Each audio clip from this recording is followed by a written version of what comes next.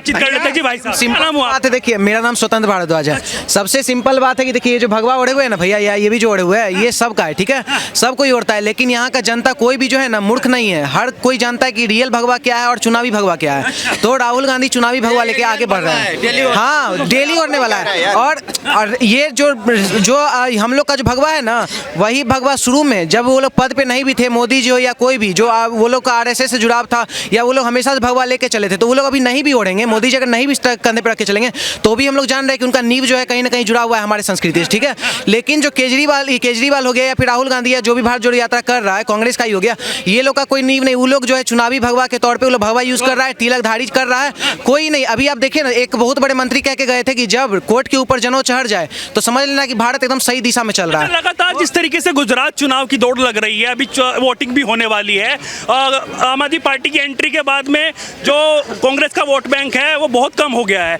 ये जिस तरीके की रैलियां की जा रही है, वहां पर भाषण दिए जा रहे हैं, नए नवेले जो राष्ट्रीय अध्यक्ष है कांग्रेस के मल्लिकार्जुन खड़गे ने रावण तक बोल दिया मोदी जी को, क्या लग रहा है आपको, क्या मानसिकता हो रही है? देखिए बहुत चीज बोला गया। मोदी जी अभी बोलते हैं ना, राइट टू स्पीच का रियल जो फायदा है ना, गलत मिसयूज ये लोग कर रहे हैं। जो भी लोग सामाजिक तत्व के लोग हैं वो लोग मोदी जी को गाली दे रहे हैं, जो कि वो एक अच्छे पद पे बैठे हुए हैं, या फिर कोई योगी को गाली दे रहे हैं। ये लोग अपना मनसा उतार रहे हैं, अपना पढ़ाई लिखा अपना ये दिखा के, संस्कार दिखा के। और रहा बात आप जो दूसरा ये बोल रहे हैं, विकल्प एक भी नहीं ना है। आप विकल्प में कौन खड़ा कर रहे हैं? केजरीवाल को खड़ा कर रहे हैं, राहुल गांधी को खड़ा कर रहे हैं। विकल्प ही नहीं है। विकल्प जब तक नहीं है, जब तक कोई स्ट्रॉन्ग नेशनलिस्ट पार्टी हम लोग के सामने नहीं आया, तब तक हम लोग बीजेपी को ही वोट देंगे। अरे जुमलों पर चुनाव लड़ते हैं, लगातार जो जुमले करते नजर आते हैं वो।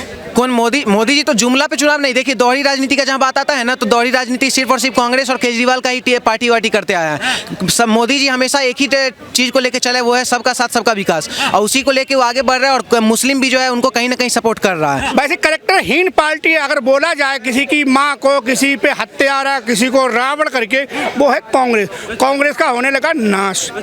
और यही कांग्रेस ने हमको, अकबर महान थे तो पृथ्वीराज चौहान कौन थे, महाराणा प्रताप कौन थे, इनके अकबर महान थे। हमारे लिए इन्होंने इतिहास ही गलत पढ़ाया।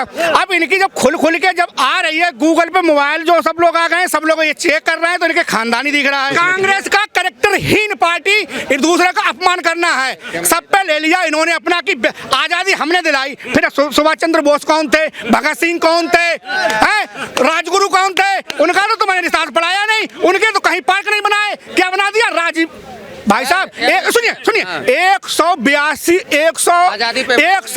182 रैली में सोनिया गांधी जी राजीव गांधी के साथ थी। जैसे ही 183वीं रैली हुई थी, वहां में सोनिया गांधी नहीं थी, उसी में राजीव गांधी मारे गए। ये है कांग्रेस का चरित्र। अगर इसमें कोई कहे तो गूगल पर सर्च करके देख लिया कि कितनी रैलियों में सोनिया गांधी साथ थी। सोनिया गांधी जो इटली की नहीं है, उनकी एजेंसी से बिलोंग करती है। सरदारों पे कत्लेआम इन्होंने कराया, अब उन्हीं को लेके चलते हो। हमारे मनमोहन सिंह जी ने जब ऑर्डर के लिए तैयार थे कि करने के लिए कि हम पाकिस्तान पर चढ़ाई करेंगे, 26/11 जो मुंबई हमला हुआ था, उस पर कांग्रेस वालों ने राहुल गांधी उर्फ सोनिया गांधी ने पकड़ के खींच लिया। तो ये है कांग्रेस का करेक्टर, कांग्रेस का चरित्र। ये करेक्टर अभी भी लगातार चलता हुआ नजर आ रहा है क्या? भाई साहब सुनिए, कर दो। संसद भवन पे जब हमला हुआ था, सोनिया गांधी उससे पहले भी आई थी, एक दिन पहले, उस दिन क्यों नहीं आई? ये भी सवाल आप ऐड करो भैया। में जो संसद भवन पे जब हमला हुआ था, एक दिन पहले सोनिया गांधी आई, उस रोज क्यों ऑफ कर लिया? क्योंकि सोनिया गांधी को पता था। खुद ही कह रहे हैं। देखिए मानसिकता इनकी निकलती है। अभी केजरीवाल के प्रदेश अध्यक्ष ने भी मोदी जी की माता जी पर टिप्पणी करी थी, अब इन्होंने मोदी जी को गाली दी है। देखिए देश के प्रधानमंत्री हैं, देश का नाम ऊंचा किया है, इतना नाम ऊंचा किया है कि यूक्रेन जैसे देशों ने कहा कि केवल और केवल भारत ही हमारा युद्ध रुकवा सकता है। इससे बड़ी क्या बात हो सकती है? ऐसे व्यक्ति के लिए, ऐसे हमारे मोदी जी के लिए जिन्होंने ऐतिहासिक एक ऐसा डिसीजन के 370 देश का एक एक नागरिक नतमस्तक करता है, उन्होंने 370 हटवा दी कश्मीर से, ठीक है ना, सबे नजरबंद कर दिया था। ऐसे महापुरुष को उन्होंने जो गालियां दी है, देश की सारी माताएं बहनों का आशीर्वाद उनके साथ है, सभी राष्ट्रवादियों का आशीर्वाद उनके साथ है। कुछ नहीं बिगड़ने वाला है। मोदी जी की धरा है गुजरात। मोदी जी गुजरात से पहले भी जीते थे, अब भी जीते हैं और हमेशा गुजरात से जीतते रहेंगे। अच्छा, मल्लिकार्जुन खड़गे कह रहे हैं कि हम तो गरीब हैं, हमारे जो लगातार जो हम गरीबों के लिए सोचते हैं वो तो लगातार जो है अपने दोस्तों में व्यस्त रहते हैं। क्या लग रहा है? तो ये जब ये गरीब है तो ईडी की जांच से क्यों घबराते हैं? क्यों आके जब राहुल गांधी को ईडी जांच करने के लिए बुलाती है तो ये गरीब वहां पे क्यों आकर के वहां पे विरोध प्रदर्शन करने लगते हैं? गरीब हो तो भैया तुम्हें तो फिर वहां से कोई ऐतराज होना नहीं चाहिए। ईडी की जांच से घबराने लगते हैं, ये तुरंत कहते हैं कि ये हमारे पीछे ईडी लगा दी है। मौजूद है वो भी बात करते नजर आ रहे हैं कि क्या कार्ड खेलते नजर आ रहे हैं। क्या लग रहा है क्या इससे वोट बैंक जुड़ पाएगा या फिर टूट रहा है? देखिए, ये देश के सभी नागरिकों को सुनना पड़ेगा, समझना पड़ेगा। देश में अब एक ऐसा कार्ड खेला जा रहा है क्योंकि मोदी जी, योगी जी ने, अमित शाह जी ने जिस प्रकार से देश में ये गजवाए हिंद का प्रोपगेंडा चल रहा था, उन्होंने पीएफआई पे बैन लगाया, जब से इनके तिलमिली मची हुई है। और जैसा कि ये कुछ लोग हमारा पीएफआई से क्या मतलब है ना, क्या मतलब? आप बताएं ना, जय भीम और जय मीम का क्या मतलब है? अरे भीम से भीमराव अंबेडकर हो गए, मीम से कौन हुआ? जय भीम और जय मीम का नारा जोड़ने वाले, मीम को जोड़ने वाले, उनका सीधा सीधा पीएफआई से कनेक्शन है। दिल्ली में क्या हुआ? राजेंद्र पाल गौतम ने कब कसम खिलवाई? कब? जब अमानतुल्लाह खान गिरफ्तार हुए, जैसे ही वो जमानत से बाहर आए, तीसरे चौथे दिन खेल हो गया दिल्ली में। तीसरे ही चौथे दिन खेल हो गया। पीछे किसका हाथ था? राजरतन अंबेडकर। एक आम आदमी का और विधायक उसमें शामिल था जिसको उन्होंने बाद में मंत्री बना दिया, राजकुमार आनंद पटेल नगर वाला। आज आप बताएं कि इन्होंने उसी केजरीवाल ने उसी राजकुमार आनंद को स्टार प्रचारक बना के क्या सबूत दिया है इन्होंने कि ये ब्रह्मा विष्णु महेश को नहीं मानते हैं? क्या ढोंग रचते हैं? कभी कहते हैं कि इनकी नानी कहती है कि राम मंदिर बनाने से क्या होगा, कभी ये कहते हैं कि मैं तो हनुमान हूँ, कभी कहते हैं मैं तो एकलव्य हूँ, कभी कहते हैं मैं तो जो है कृष्ण हूँ। ये कितने रूप बदलता है।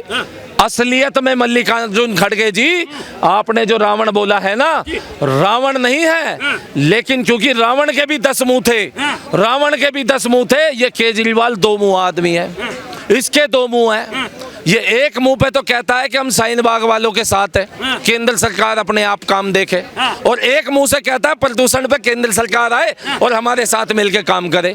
ये वो 2 मुंह का आदमी है। जब राम मंदिर नहीं बना था तब ये सवाल खड़े करता था। क्या लग रहा है जिस तरीके से कांग्रेस जो है वो सिमटती हुई नजर आ रही है, सी वोटर के सर्वे के अनुसार भी वो 16% ही रह गई है, तो क्या कार्ड खेला जाएगा? किस तरीके की बातचीत होगी? क्या ये जिस तरीके से वो वहां पर रैलियां करके संबोधित कर रही हैं लोगों को, क्या मल्लिकार्जुन खड़गे वापस लेके आएंगे कांग्रेस को? राजनीति में सदा एक पक्ष और एक विपक्ष रहा है, एक सरकार होता है और एक विपक्ष रहा है, हमेशा राजनीति में चलता आया है। लेकिन कुछ लोग जो ये नहीं समझ पा रहे हैं कि देश हित में क्या है, देश हित में क्या है। मोदी जी, अमित शाह जी देश हित में है। बहुसंख्यक आज जाग चुका है, वही बहुसंख्यक जिसे राजेंद्र पाल गौतम ने धमकी दी थी कि अब हम इन्हें अल्पसंख्यक बनाएंगे, वो बहुसंख्यक जान चुका है कि देश हित में मोदी और योगी ही है। कांग्रेस के जो नए अभी अध्यक्ष बने हैं, आपको मैं ये बताना चाहता हूँ, सुलझा हुआ व्यक्ति है और पुराना राजनीति है। उसने जब एक किसी बड़े देश के प्रधानमंत्री के बारे में ऐसा बोलता है, वो जो बोला उन्होंने कहावत में एक तरह की गाली है, वो सभ्य भाषा नहीं है उनकी। मैं ये कहना चाहता हूँ, रावण के 10 सर होते हैं, 100 सर नहीं होते हैं, ठीक है। अब उनके कांग्रेस के जितने भी नेता हैं, पुराने नेता हैं, गुजरात चुनाव में या किसी और जगह चुनाव में, हिमाचल में भी उन्होंने प्रधानमंत्री जी को जितना बुरा बुला कहना चाहते कहते रहे हैं, और उसका रिजल्ट आपको पता पब्लिक पे नेगेटिव ही जाता है। क्या लग रहा है आपको जिस तरीके से बयानबाजी कर ली है? पहले गोपाल इटालिया जो आम आदमी पार्टी के अध्यक्ष हैं, उन्होंने ऐसा बोल दिया मोदी जी की माँ के लिए, मोदी जी के लिए।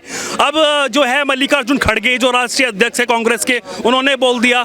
क्या लग रहा है इससे वोट बैंक जुड़ रहा है इनका या कट रहा है? है, क्या लग रहा है आपको? देखिए, विपक्ष के जो नेता लोग हैं, बीजेपी के अंगेज जो इकट्ठे हो रखे हैं ये लोग, कि मोदी को किसी भी तरह नहीं आने देना चाहिए, ना मोदी की सरकार को आना चाहिए, क्योंकि उनके काम से वो इतने प्रभावित हैं कि अगर ऐसे ही काम होता रहा तो अगले 10 साल तक इनमें से कोई नहीं आ सकता। अच्छा, तो मैं ये कहना चाहता अब हूँ, उनको भी दिख रहा है कि भाई काम पे वोट है और तुम्हारे कुछ काम है नहीं तो वोट मांगे कहाँ से? हाँ, जनता क्या चाहती है? युवा वर्ग चाहता है रोजगार। अभी उन्होंने आगे राजस्थान में, यूपी में और हरियाणा में, और अभी रोजगार दिए उन्होंने गुजरात में, हजारों गुजार दिया युवा लड़के लड़कियों को। तो उनको तो वही पसंद है, उनको रोजगार दे रहा है परिवार को पालने के लिए। तो मैं ये कहना चाहता हूँ, ये जितनी मर्जी गाली दे ले, इनको नेगेटिव प्रभाव पड़ेगा, चाहे राहुल गांधी क्यों ना हो, उसके पार्टी क्यों ना हो, ये किसी पे एक्शन नहीं लेते। राहुल गांधी तो भारत जोड़ो यात्रा निकाल रहे हैं, वो तो कह रहे हैं कि मैंने सौंप दिया मल्लिकार्जुन खड़गे को, वो चलाएंगे पार्टी। वो तो लोगों से लगातार जब भी जाकर जन सैलाब उमड़ रहा है और वो वहाँ पर मेल जोल कर रहे हैं।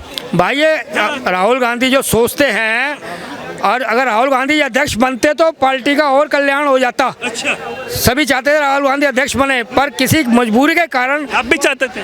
देखो, मैं तो किसी हालत में नहीं चाह सकता, क्योंकि उन्होंने जाके जब किसी पादरी के साथ देश का विघटनकारी पद यात्रा जोड़ने पर वो विघटनकारी बातें करते हैं, जब चाइना में जाके एग्रीमेंट करते हैं वो जाके, तो उनसे कौन देश के नुकसान के लिए, कौन पाकिस्तान से इनका एग्रीमेंट होता है, तो कौन देशवासी इनसे लगाव चाहेगा?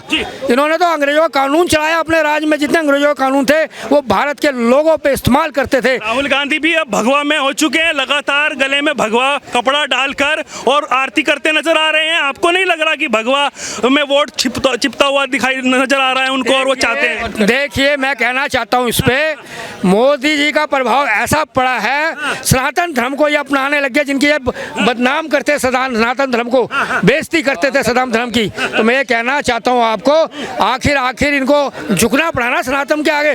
तो इसलिए कहता हूँ मैं कि अगर मोदी जी हैं तो मुमकिन है देश सुरक्षा है, सैनिकों का अपमान है, और हर जगह राम राज्य आने वाला है। सैनिकों का क्या है? सैनिकों का सम्मान है। मैंने अपमान बोल दिया था, इस वजह से मैंने सॉरी, अगर गलती से अपमान निकला है, वर्ड वापस लेता हूँ। मैं ये कहना चाहता हूँ कि सैनिकों का सम्मान क्या है, उनको सुरक्षित क्या है, देश की रक्षा के लिए उनको बॉर्डर उन्होंने सुरक्षित किए हैं। तो पहले देश सुरक्षा तो हम सुरक्षा तो प्रधानमंत्री सुरक्षा।